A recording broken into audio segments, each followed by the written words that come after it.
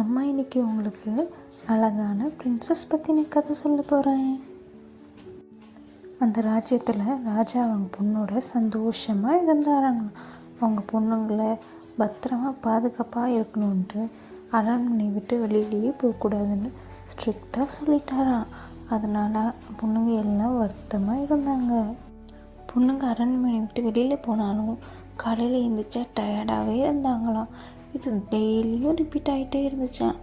ராஜாவுக்கும் என்னென்னே புரியலையாம். அதுலேயும் டெய்லியும் ஒவ்வொருத்தருக்கும் ஒரு புது செப்பல் வாங்க வேண்டியதாக இருந்துச்சு. ராஜா ரொம்பவும் குழம்பிட்டார். அதனால் இதை எப்படியாவது கண்டுபிடிக்கணும்னு நினச்சாரு. அந்த ரகசியத்தை கண்டுபிடிக்கிறவங்களுக்கு ஒரு மூட்டை நிறைய தங்க காசு கொடுப்பேன்ட்டு அறிவித்தார். அதே ஊரில் ஒரு பையன் வறுமையோடு இருந்தான். அவன் இந்த போட்டியில் கலந்துக்கணும்னு அரண்மனையை நோக்கி பயணம் பண்ணான். அவன் வறுமையில் இருக்கும் போது பறவைகளை வளர்த்து வந்தான். அதில் ஒரு பறவை மந்திர பறவை. அந்த பறவை அவனுக்கு மந்திர பொறுவை கொடுத்துச்சு. அந்த பொறுவையை பூத்திட்டா அவன் யாரு கண்ணுக்கும் தெரிய மாட்டான். அதோடு அந்த பறவை இளவரசி என்ன கொடுத்தாலும் சாப்பிடக்கூடாதுன்னு அறிவுரையும் சொல்லி அனுப்பிச்சிச்சான். அந்த பையன் ராஜா கிட்ட போய் தான் இந்த ரகசியத்தை கண்டுபிடிக்கிறேன்னு தனக்கு 3 நாள் அவகாசம் கொடுங்கன்னு கேட்டான். ராஜாவும் 3 நாளைக்குள்ளே கண்டுபிடிக்கணுன்ட்டு கண்டிப்பாக சொல்லிட்டாரு. முதல் நாள் ராத்திரி அந்த பையனுக்கு இளவரசி கொடுத்தவங்க அடுத்த நாள் என்ன நடந்ததுன்னே அவனுக்கு தெரியல.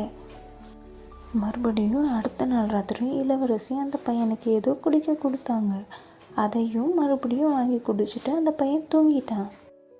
அது கடைசி நாள் ராத்திரி. இன்னைக்கு எப்படின்னு தூங்கக்கூடாதுன்ட்டு முழிச்சிருந்தான். இளவரசி கொடுத்ததை குடிக்காமல் அவங்க போனதும் கீழே ஊற்றிட்டான். அவங்களுக்கு தெரியாமல் மந்திர போர்வையை போட்டுட்டு அவங்க பின்னாடியே போனான். அந்த அரண்மனையில் ஒரு ரகசிய கதவு இருந்துச்சு. அந்த கதவுக்குள்ளே போனால் அரண்மனை தாண்டி வெளியில் ஆறில் ஒரு படகுல ஏறி எல்லா இளவரசியும் போனாங்க. இவனும் அவங்க பின்னாடியே படகுல போனான். அந்த படகு எல்லாம் பெரிய அரண்மனைக்கு போய் நின்றுச்சான்.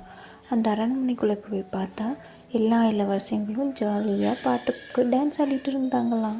இது எல்லாத்தையும் அந்த பையன் ராஜா கிட்ட சொன்னானா.